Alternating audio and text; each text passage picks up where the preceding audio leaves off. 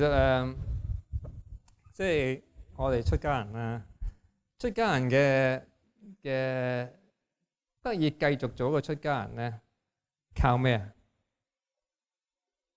靠居士嘅護持啊！咁所以係出家同埋在家嘅合作，咁佛教先至可以活下去、做下去嘅。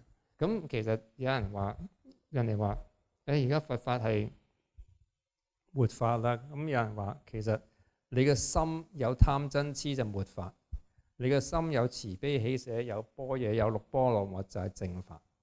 咁所以其實即係我覺得係你自己學佛嘅時候，佛教徒應該珍惜、感恩啊，深信佛法僧三寶嘅難得同埋珍貴，唔好放過。因為你一放過咗咧，又唔知留去幾耐，你先至再接觸翻。咁所以就希望大家即係多啲去親近三寶啦。感恩我哋仲有因緣去學佛啊。其實對我嚟講係覺得好難得同埋珍貴嘅。咁我其實真係時常去感恩有佛菩薩啦。感恩有我哋自己啲師父大德啊。咁亦都係感恩自己嘅前世，可能都不知道太歲啊。咁所以就把握嗰個因緣而去做到最好咯。咁喺呢個緣生緣滅嘅世界裏邊咧，有一樣嘢係我哋可以話事嘅，就係我哋嘅心。我係邊個出世，我冇得揀，但我出咗世之後，我個心係可以揀。咁喺我個心要去學識去感恩啊，去惜福啊，努力啊，咁同埋認真係歸依三寶啊，咁就唔好放過咯。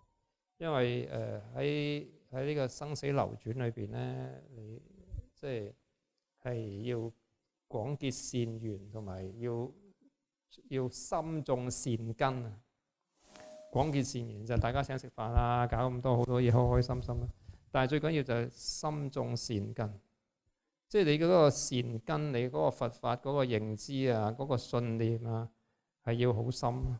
因為你好深嘅善根先至會點啊？你先至會好似佢咁下世出世一早出家做和尚。下次先啦。咁你就算你下唔下次先，你出咗家都好啦。